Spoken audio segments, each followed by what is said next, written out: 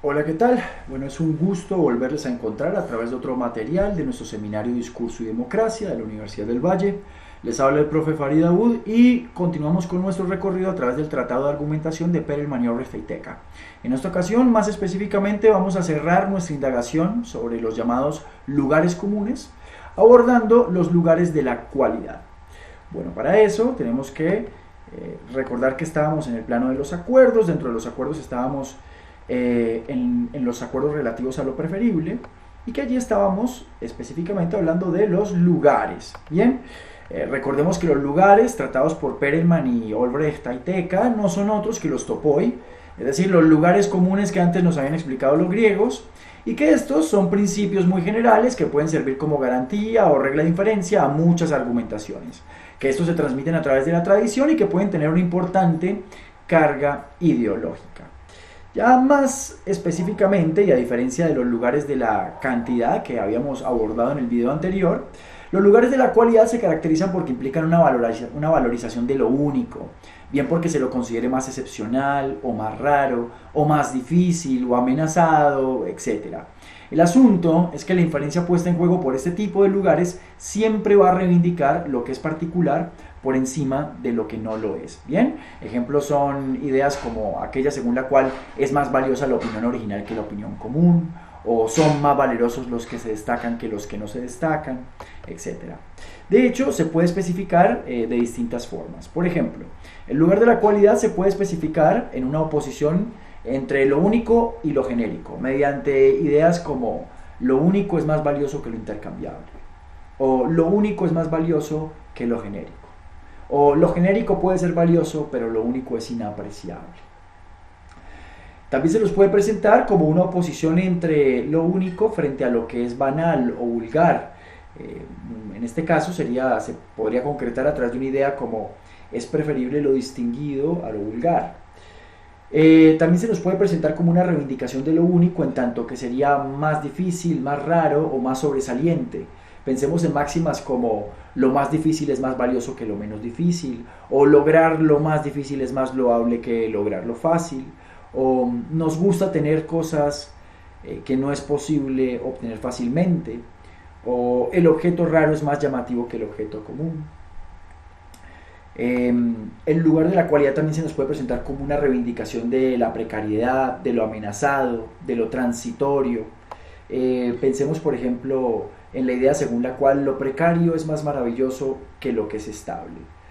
De hecho, especifiquémoslo en una máxima más concreta. El amor de amantes es más seductor que el de los esposos. Bueno, aunque no lo parezca a primera vista, esta es una concreción del lugar de la cualidad en términos de reivindicación de la precariedad. ¿Por qué el amor de amantes es más seductor que el de los esposos? Porque está amenazado, porque es transitorio, porque es precario, porque no es común. Bien, de hecho, aquella famosa frase carpe diem, aprovecha el momento, o vale más la felicidad de un instante glorioso que la comodidad de una felicidad permanente. Son todas concreciones del lugar de la cualidad, en tanto reivindicación de la precariedad, de lo amenazado y de lo transitorio.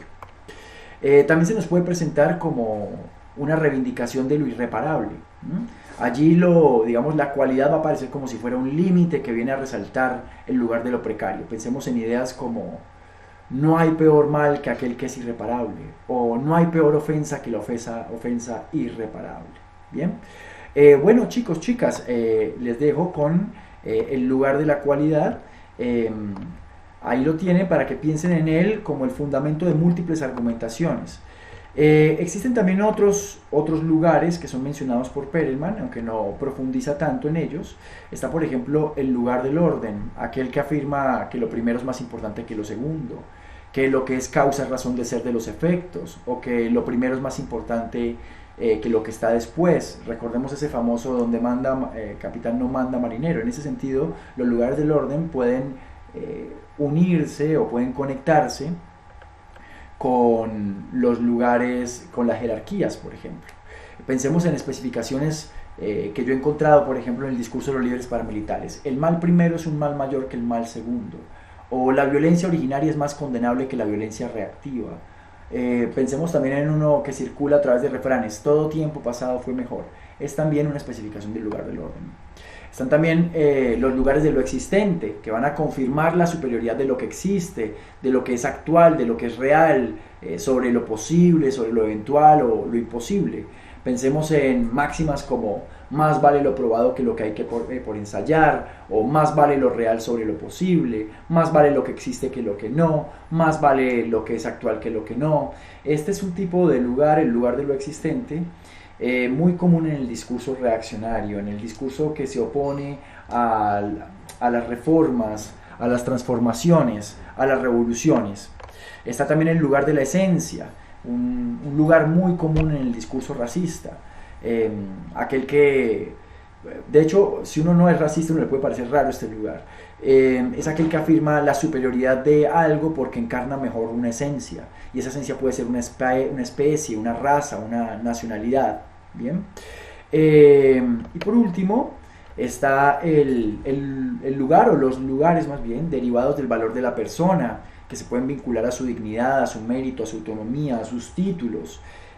Por ejemplo, vale más lo que puede obtenerse por sí mismo que lo que se obtiene gracias a otros, que se está en Aristóteles.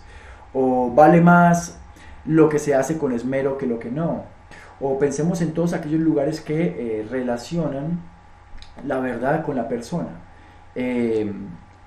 Si lo dice una persona loable, seguramente será verdad.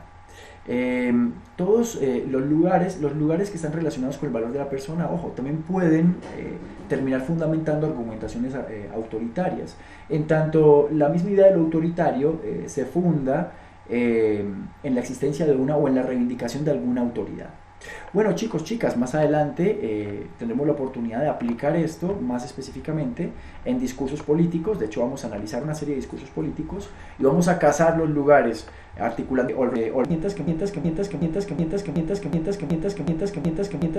hemos visto antes en el esquema argumentativo de Stephen Tullmin. Como siempre, les agradezco muchísimo por su atención. Que tengan una feliz tarde. Hasta luego.